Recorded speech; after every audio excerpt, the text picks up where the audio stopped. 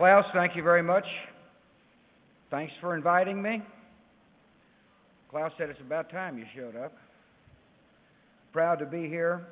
Laura and I are so honored that, Klaus, you gave us a chance to come.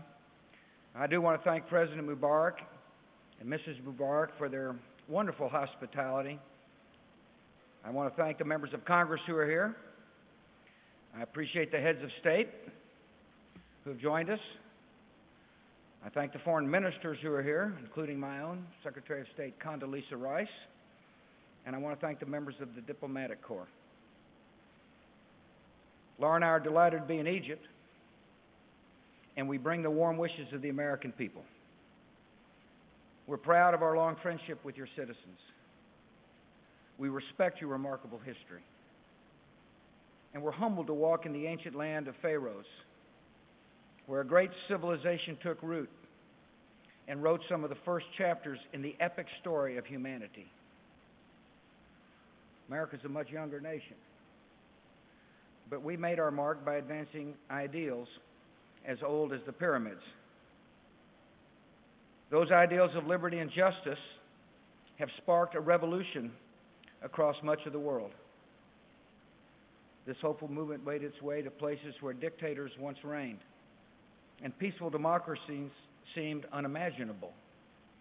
Places like Chile, and Indonesia, and Poland, and the Philippines, and South Korea. These nations have different histories and different traditions, yet each made the same democratic transition, and they did it on their own terms.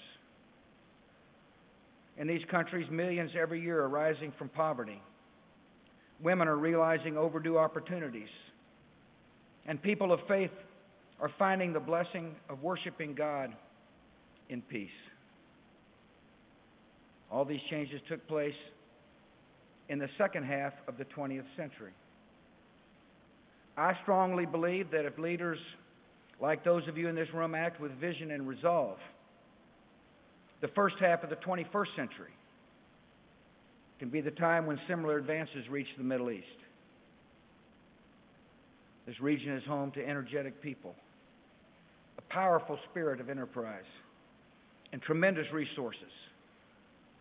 It is capable of a very bright future, a future in which the Middle East is a place of innovation and discovery, driven by free men and women.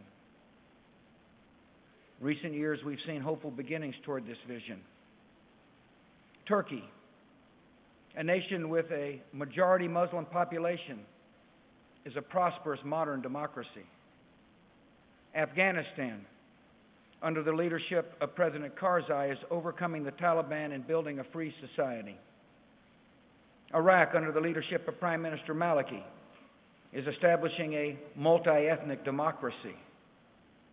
We've seen the stirrings of reform from Morocco and Algeria to Jordan and the Gulf states. And isolation from the outside world is being overcome by the most democratic of innovations, the cell phone and the internet. America appreciates the challenges facing the Middle East, yet the light of liberty is beginning to shine. There's much to do to build on this momentum, from diversifying your economies to investing in your people to extending the reach of freedom. Nations across the region have an opportunity to move forward with bold and confident reforms and to lead the Middle East to its rightful place as a center of progress and achievement. Taking your place as a center of progress and achievement requires economic reform. This is a time of strength for many of your nation's economies. Since 2004, economic growth in the region has averaged more than 5%. Trade has expanded significantly. Technology has advanced rapidly. Foreign investment has increased dramatically, and unemployment rates have decreased in many nations. Egypt, for example, has posted strong economic growth, developed some of the world's fastest growing telecommunications companies, and made major investments that will boost tourism and trade. In order for this economic progress to result in permanent prosperity and an Egypt that reaches its full potential, however, economic reform must be accompanied by political reform, and I continue to hope that Egypt can lead the region in political reform. This is also a time to prepare for the economic changes ahead. Rising price of oil has brought great wealth to some in this region, but the supply of oil is limited. And nations like mine are aggressively developing alternatives to oil. Over time, as the world becomes less dependent on oil, nations in the Middle East will have to build more diverse and more dynamic economies.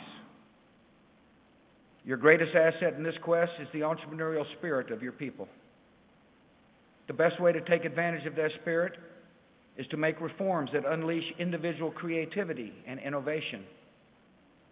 Your economies will be more vibrant when citizens who dream of starting their own companies can do so quickly without high regulatory and registration costs. Your economies will be more dynamic when property rights are protected and risk-taking is encouraged, not punished by law. Your economies will be more resilient when you adopt modern agricultural techniques that make farmers more productive and the food supply more secure.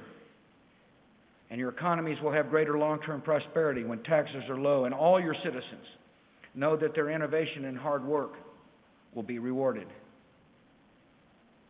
One of the most powerful drivers of economic growth is free trade.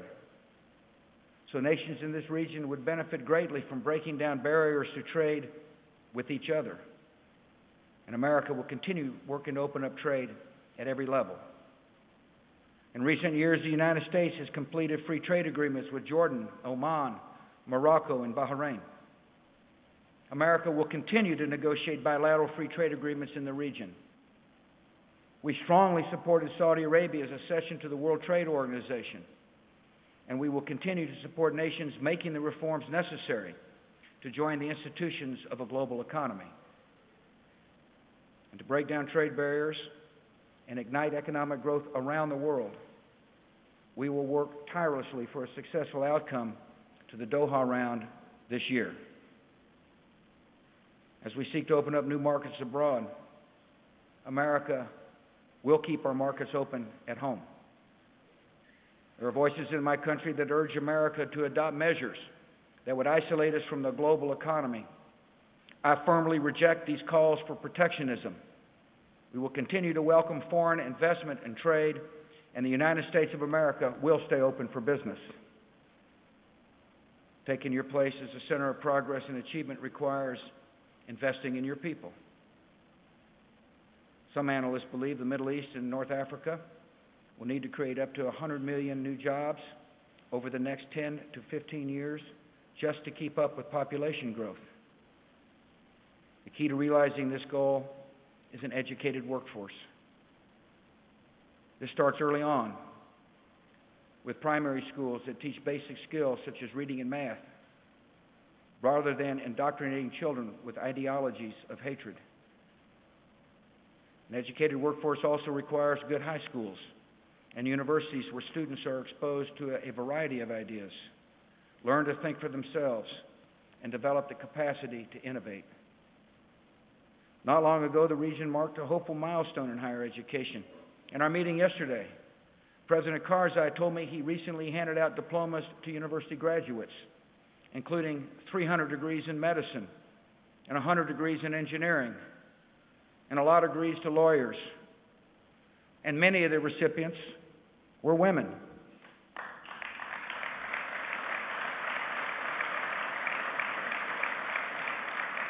The people of the Middle East can count on the United States to be a strong partner in improving your educational systems.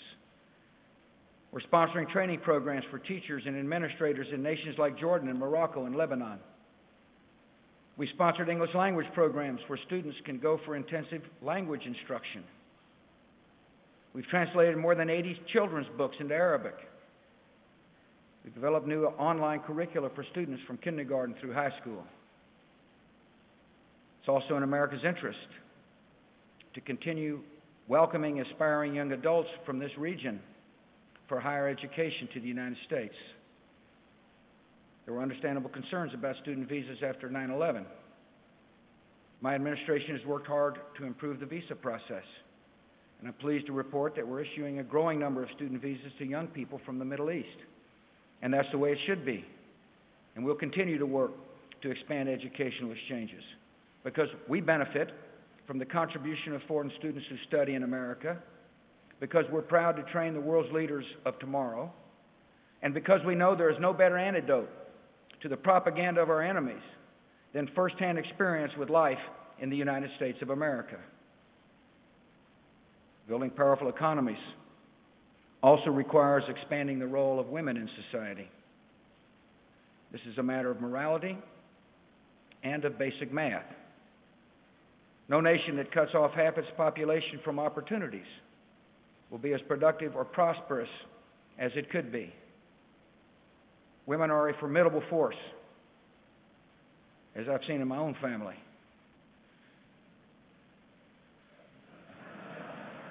And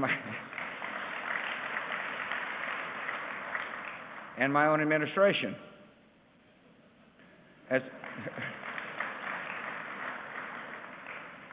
As the nations of the Middle East open up their laws and their societies to women, they're learning the same thing. I applaud Egypt. Egypt is a model for the development of professional women. In Afghanistan, girls who were once denied even a basic education are now going to school. And a whole generation of Afghans will grow up with the intellectual tools to lead their nation toward prosperity. In Iraq and Kuwait, women are joining political parties and running campaigns and serving in public office. In some Gulf states, women entrepreneurs are making a living and a name for themselves in the business world. Recently, I learned of a woman in Bahrain who owns her own shipping company. She started with a small office and 2 employees. When she first tried to register her business in her own name, she was turned down. She attended a business training class and was the only woman to participate. And when she applied for a customs license, officials expressed surprise because no woman had ever asked for one before. And yet, with hard work and determination, she turned her small company into a $2 million enterprise. And this year, Huda Janahi was named one of the 50 most powerful businesswomen in the Arab world.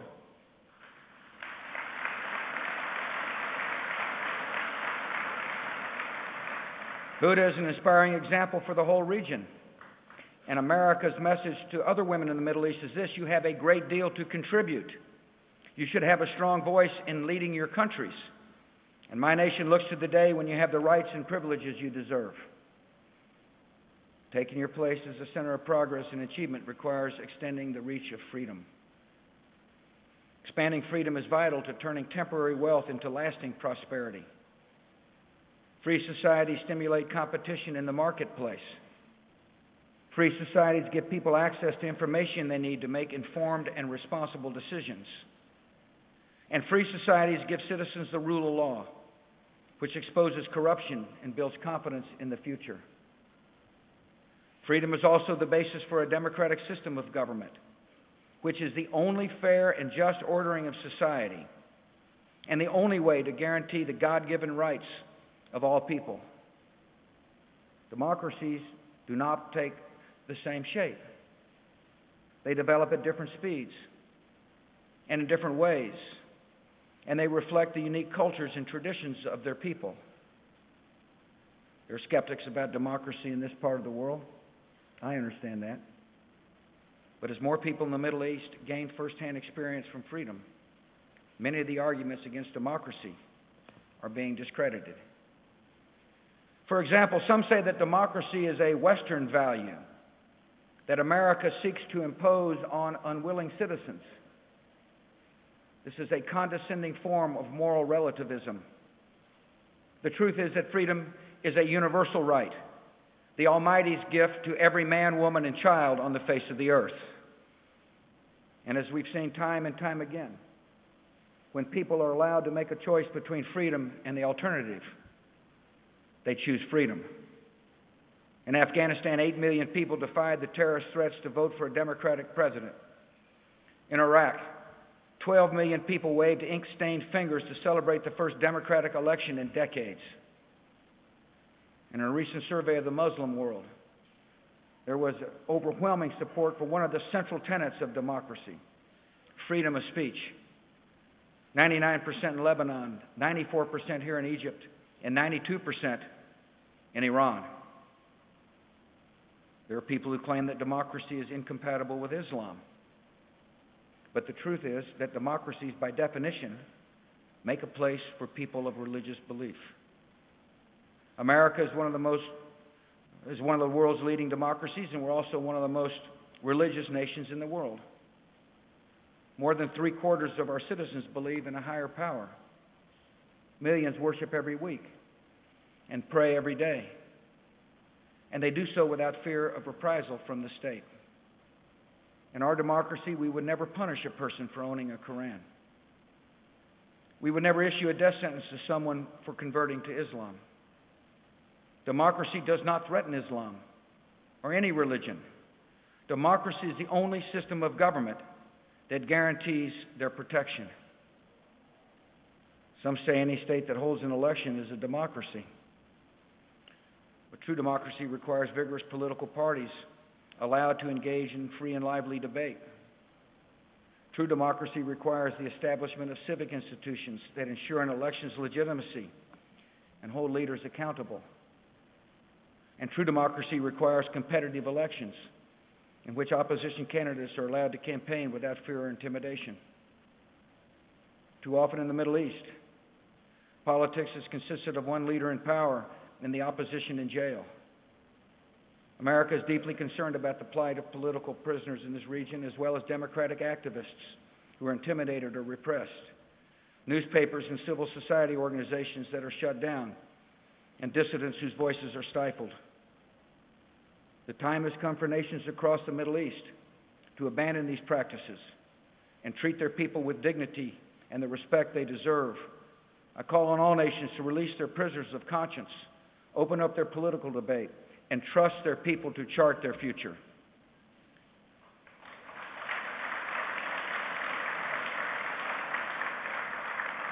The vision I've outlined today is shared by many in this region. But unfortunately, there are some spoilers who stand in the way. Terrorist organizations and their state sponsors know they cannot survive in a free society, so they create chaos and take innocent lives in an effort to stop democracy from taking root. They're on the wrong side in a great ideological struggle. And every nation committed to freedom and progress in the Middle East must stand together to defeat them. We must stand with the Palestinian people who have suffered for decades and earned the right to be a homeland of their own, to have a homeland of their own. I strongly support a two-state solution, a democratic Palestine based on law and justice that will live with peace and security alongside a democratic Israel.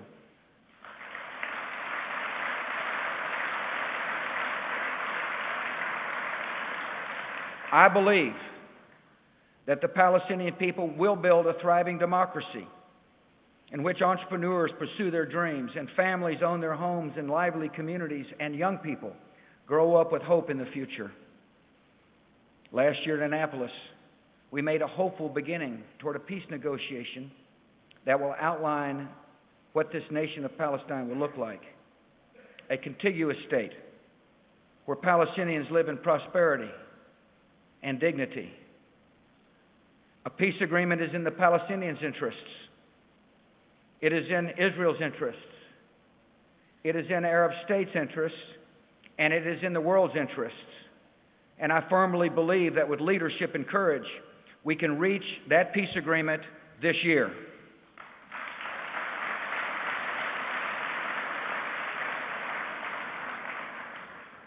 This is a demanding task. It requires action on all sides. Palestinians must fight terror and continue to build the institutions of a free and peaceful society.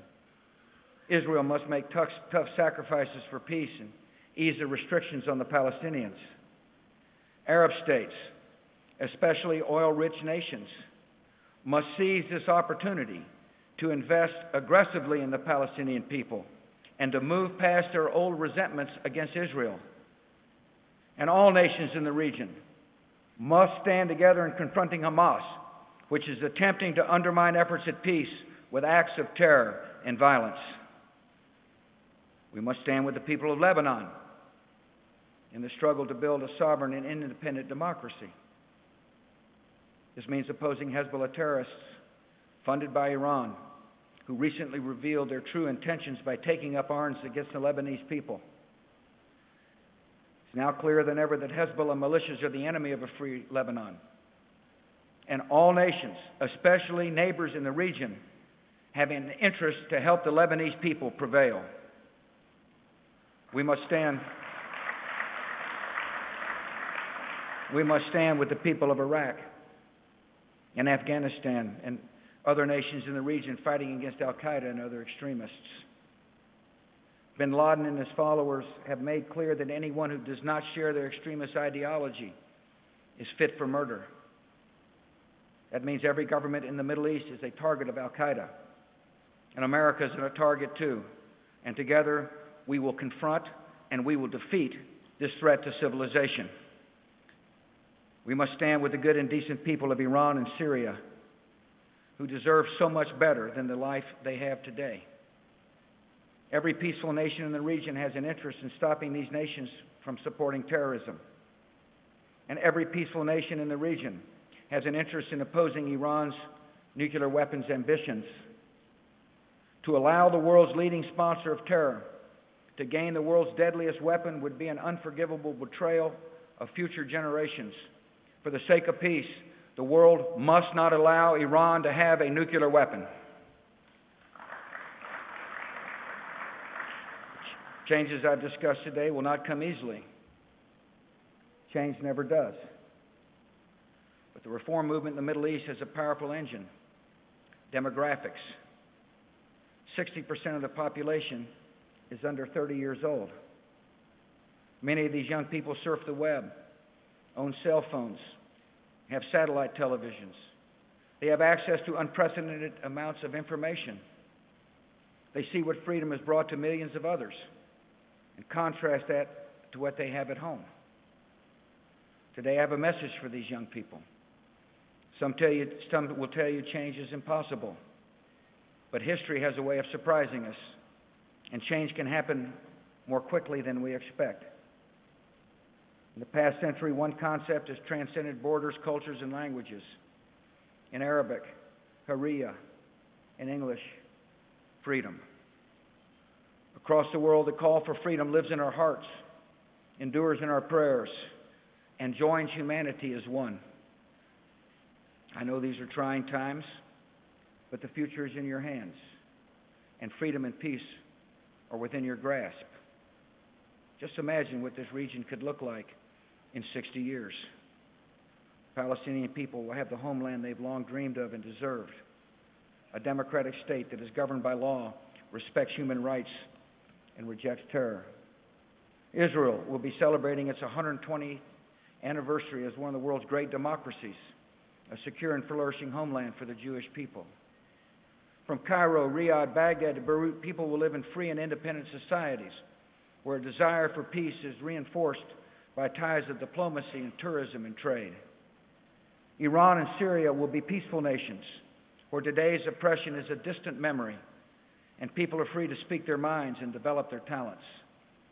Al-Qaeda, Hezbollah, and Hamas will be defeated as Muslims across the region recognize the emptiness of the terrorist vision and the injustice of their cause.